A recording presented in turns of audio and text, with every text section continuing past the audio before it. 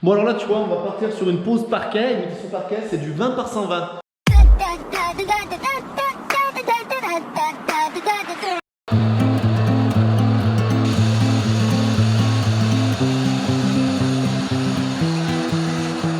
Donc là, une fois que c'est fini de poncer, tu vois, j'en ai fini de poncer, tu utilises ce système de raclette ou un balai tout simplement. Avant d'aspirer, tu viens d'abord enlever tout le plus gros. Bon, ensuite, une fois que c'est tout nettoyé, tu passes un petit coup d'aspirateur avant de faire le primaire.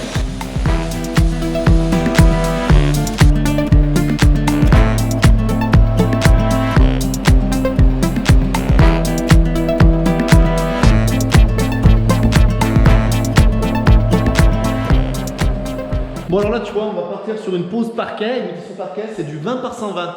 Donc dans l'idée, eh ben, on n'a pas le besoin de choisir dans quel sens on va le mettre parce que le client il veut absolument dans ce sens-là par rapport à la maison.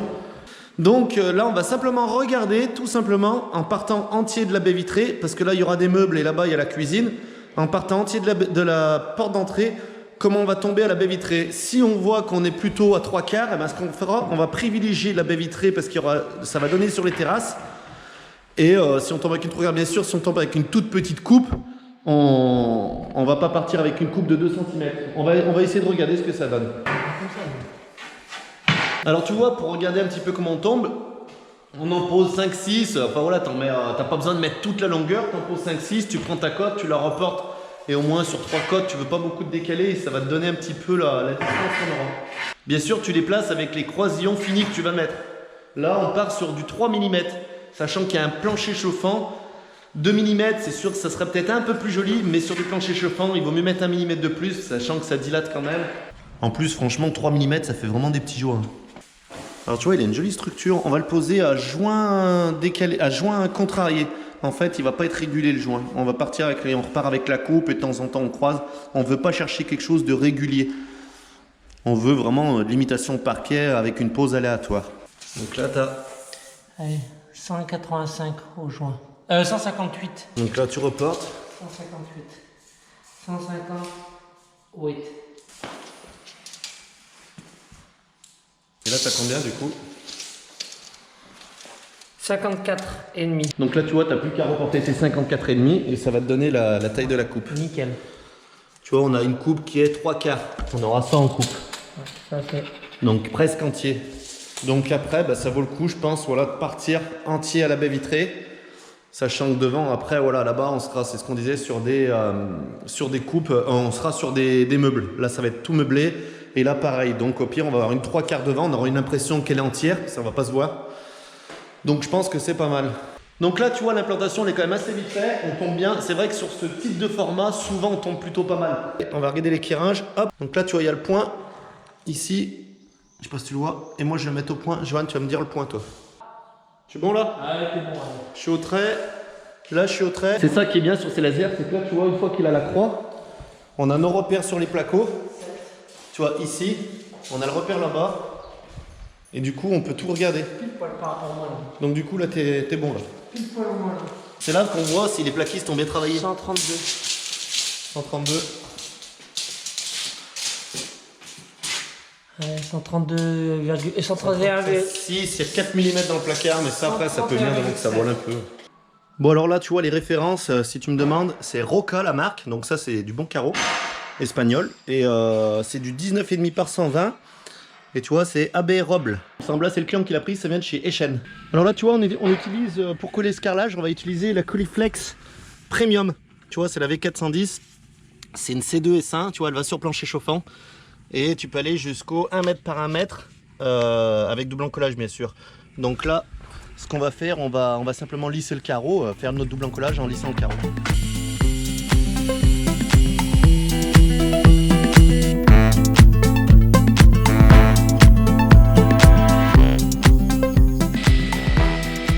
Et là, tu vois, tu la laisses reposer 5-6 minutes, le temps de te préparer, et puis tu la remalaxes un petit coup. Il faut toujours la laisser reposer parce qu'elle va finir la substance dedans, les micros, enfin ça va finir par gonfler, c'est comme une pâte à cap.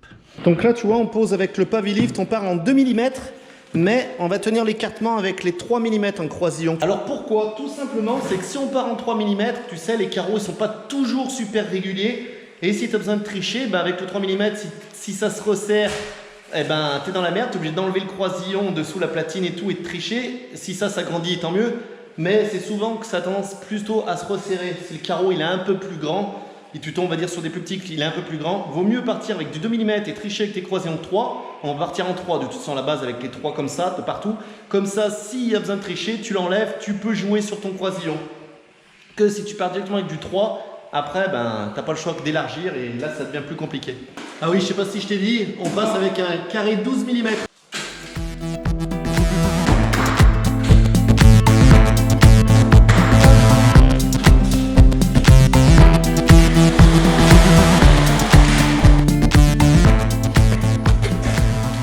Et là pareil, tu tiens ton penne, tu as au moins 45 degrés. Faut que ce soit quand même des dents, couche-le pas ton penne comme ça, sinon ça sert à rien.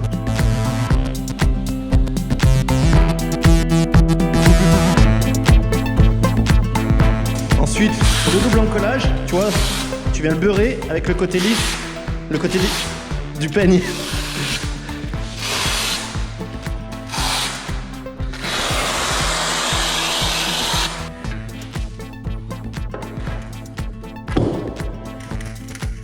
Tu vois, tu lui fais faire un petit mouvement comme il fait, regarde, je hop, pour qu'il vienne bien s'écraser, tu vois. Regarde. Voilà, tu vas mettre ton petit coup de spatule, toujours, faut pas que ça remonte. Alors là, tu en mets 2 sur le premier rang, parce que quand on enlèvera la règle, après on en mettra plus qu'un en fait à l'extrémité, ou un au milieu, mais il n'y a pas besoin d'en mettre 2 après.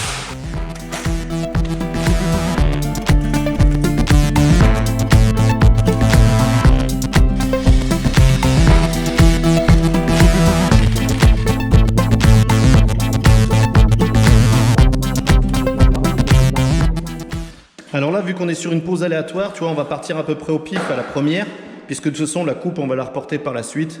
Là, on ne cherche pas à faire quelque chose de régulier comme ça à chaque fois, parce que c'est pas ce que le client veut, il veut vraiment une pause aléatoire, à joint contrarié.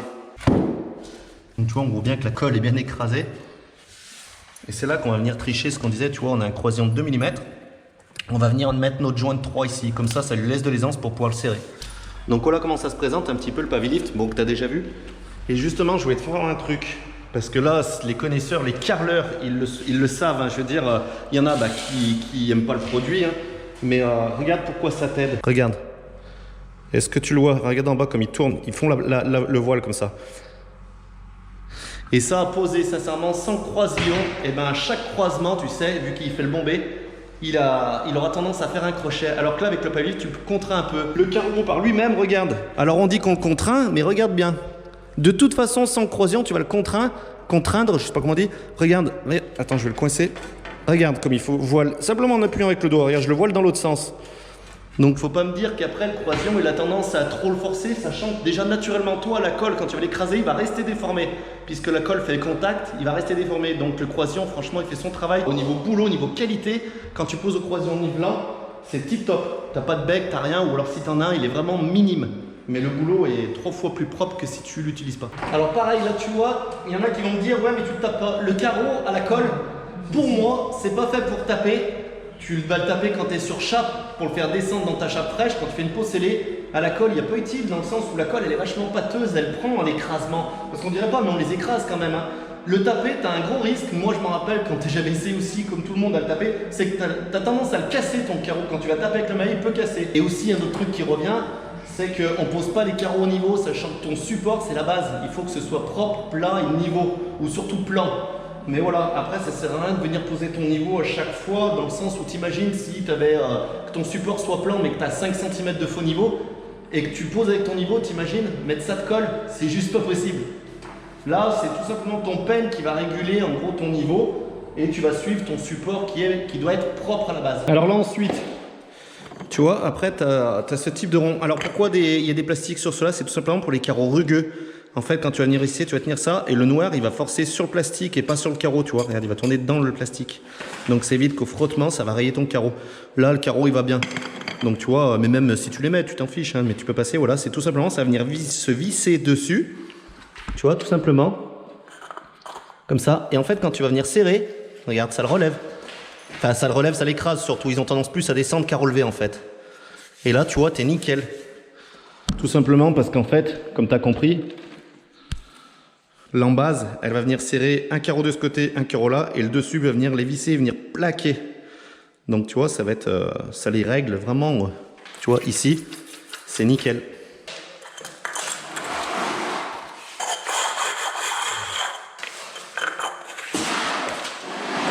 Alors là, tu vois, on a fait un trait bleu, comme je t'explique dans les autres vidéos. Tout simplement, quand on va en coller, eh ben, on va pouvoir se guider pour pas en foutre de partout. Et tu vois, au moins, quand on colle, c'est propre, regarde. Tu t'alignes à ton trait bleu et au moins, quand tu vas venir racler après, ben, t'en auras très peu raclé. Bon, alors, et puis le lendemain, eh ben, il n'y a plus qu'à dévisser. Regarde. Mais ça va vite, ça se dévisse vite. Hein. Et tu vois, tu les abîmes pas, ça, tu t'en resserres tout le temps, c'est l'outil, ça. Tu vois. Et ensuite, tu casses toujours dans le sens du joint. Tu vas jamais casser comme ça, tu vois, regarde, de toute façon il cassera pas ou tu peux abîmer ton carreau. Et là, tu vois, regarde, t'as pas besoin de mettre un grand coup de pied, je veux dire, ou même si tu le fais au pied, ça reste rien et c'est nickel. Regarde, même s'il y a un peu de colle, alors s'il y a un peu de colle, t'entends, au lieu de taper la main, faire gaffe à pas te faire mal, tu prends un tout petit maillet pour taper. Mais il s'enlève vraiment bien. Et là, tu vois, c'est nickel. C'est tout doux. Alors tu vois ça, il faut attendre les 24 heures, hein. T'attends, enfin 24 heures, t'attends le lendemain pour les défaire, tu les défais pas le jour même, sauf si t'as posé la colle rapide, mais tu attends bien le lendemain, parce qu'il pourrait, dans la même journée, tu pourrais faire un décollement, donc voilà, nous on fait toujours le lendemain. Tu vois le lendemain, en plus ce qui est bien, c'est qu'une fois que t'as dévissé, et nous aussi ça nous arrive, c'est que des moments il reste des petites traces de colle, tu prends un QTR, alors...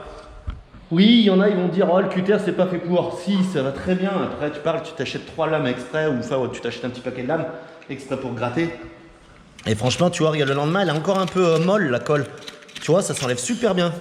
Il y a des petits endroits, bah oui, ça arrive quand ça passe sous le croisillon, t'as la colle qui remonte un petit peu. Hop, tu fais ça le lendemain. Et c'est nickel. Tu vois, des moments, regarde, hop, ça a relevé un petit peu, donc hop, regarde, ça s'enlève tout seul. Voilà. Que si tu attends 3 jours pour enlever la colle, après... Alors je vois aussi que vous êtes nombreux aussi à nous demander comment on fait la veille en fait quand on finit le carrelage, tu vois. On le fait pas tout le temps, mais là sur la pose parquet on a tendance à le faire. Tu vois, on vient glisser les croisillons la veille, tu viens bien le plaquer contre. En fait, on les met à l'avance. Quand on a fini la veille comme ça, et comme ça le lendemain, eh ben, tu peux repartir.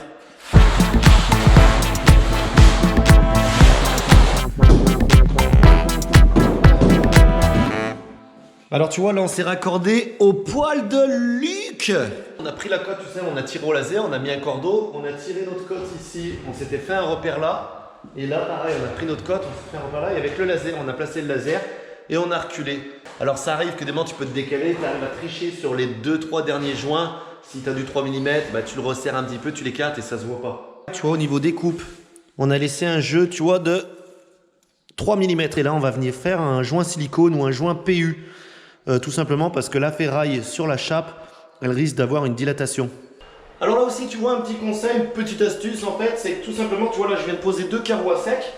Johan avait fait la moitié hier, en fait, il s'était mis d'un côté, on avait avancé la moitié, comme ça, le lendemain, c'est trop compliqué de reculer sur 1,20 m. Le lendemain, tu peux remarcher sur tes carreaux, tu vois, et ainsi, bah, tu vas pouvoir, tu vois, avancer tes coupes. Là, je vais les faire à sec et je vais pas les coller à sec. Faut pas chercher à... Faut pas venir chercher à finir ton vaisseau en une fois, tu perds trop de temps. Vaut mieux faire la moitié et le lendemain, tu vois, tu avances d'autres coupes et le lendemain, tu reviens et tu viens faire à sec tes coupes. Et ça, je trouve que niveau confort de travail, t'es beaucoup mieux.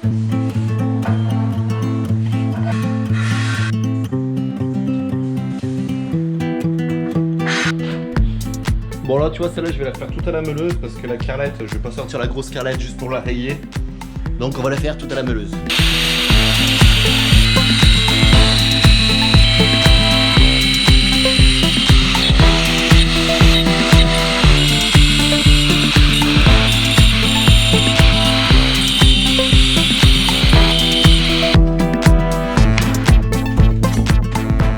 Tu vois, j'ai un joint d'un millimètre ou deux, c'est bon. Et là, tu vois, on va venir faire un acrylique. Enfin, un acrylique, un silicone plutôt, excuse-moi, dans les termes des manches, je me trompe. Ouais, tu vois, ça fait une jolie petite coupe. Bon, alors, une fois que tu as tout fini, que tu as gratté, enlevé tes pavilifs, tu as enlevé tes croisillons, je vais tout aspirer nickel. Faut aspirer avant de faire tes joints. Tu aspires tout nickel. Et ensuite, eh ben, tu peux attaquer tes joints. Bon, alors, tu vois, là, regarde, on a fait le joint. Donc, c'est un joint qui va spécialement au sol et qui est prévu pour plancher chauffant. Et c'est un joint souple. Alors tu vois la consistance, on le fait légèrement pâteux parce que nous, on le passe avec le petit platoir. C'est un petit platoir mousse Et voilà en gros la consistance du joint. Donc tu vois, il y a le mouvement. En fait, il fait pas que lisser là. T'as l'impression qu'il lisse, mais il l'écrase dedans. Alors pareil ici aussi, tu vois, on vient pas faire le joint qui est le long du placo. On va pas venir bloquer notre support pour ne pas risquer de faire un point de compression. Tout simplement, c'est que si tu bloques ton carrelage de partout, comme un parquet flottant, tu vas venir créer une force dessus. Il pourrait souffler, il pourrait se soulever sur le milieu, tu sais, ça ferait une boule. Donc tu viens pareil, tu laisses la dilatation que tu as laissée. Tu vois, on a laissé 3-4 mm, ouais, il y a bien 4 mm. Et on fait pas le joint en long. Après, quand il va mettre sa plainte, il met des plaintes en bois, le client. Quand il va mettre sa plainte, après, il fera un silicone dessous, tout simplement. Donc, en fait, un kit à joint, c'est quoi? C'est que tu mets de l'eau dedans, tu as une grille au fond. Et tu vas pouvoir venir, regarde, presser ton éponge, la rouler pour la rincer. Tu vois, nous, on fait toujours un mouvement circulaire. Regarde, tout simplement pour bien le bourrer avec une grille propre.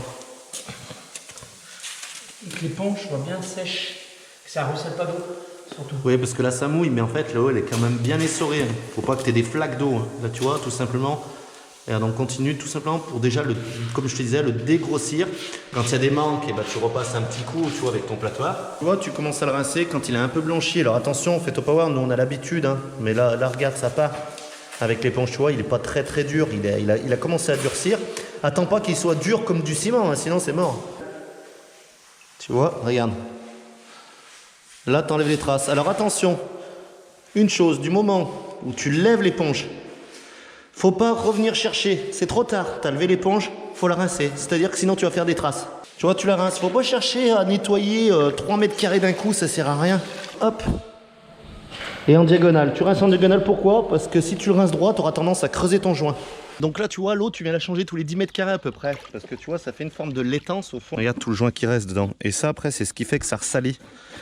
Donc c'est pour ça que tu viens changer ton eau tous les 10 mètres carrés pour faire un travail très propre.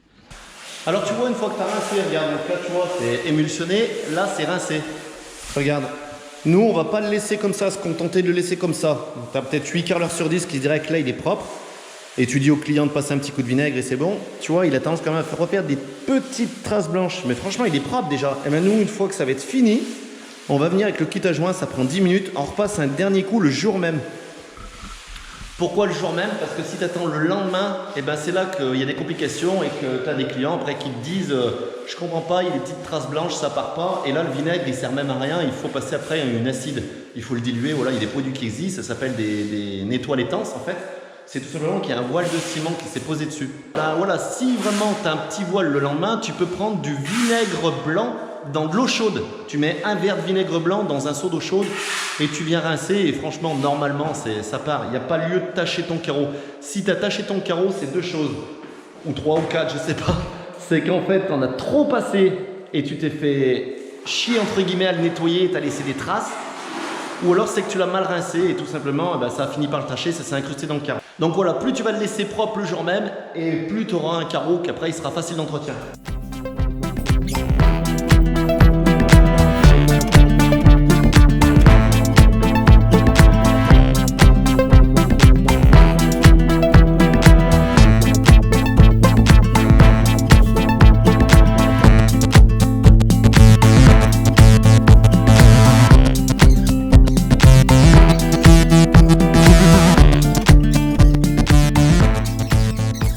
Alors tu vois, regarde, on est parti manger, tu vois, c'est ressorti 1 ou 2 petites traces blanches. Donc là, je vais repasser un petit coup bien propre, tout simplement avec une eau claire et propre. Et ce sera nickel.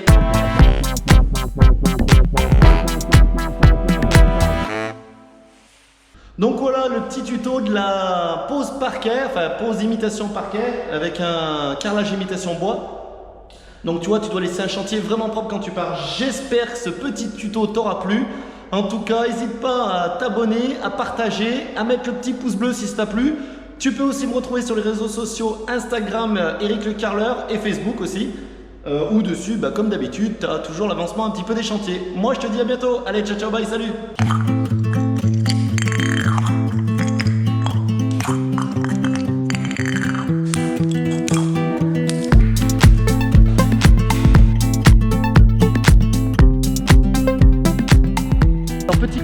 Par contre pour mon pote parce que j'en viens souvent manger là, tu vois, avec Johan. Si un jour tu passes dans le coin, tu viens au Grill House. Donc c'est sur la route de Feur. Le Grill House, tu regardes sur et tu vas manger. Franchement, là si tu veux manger de la bonne viande, il y a de la bonne viande.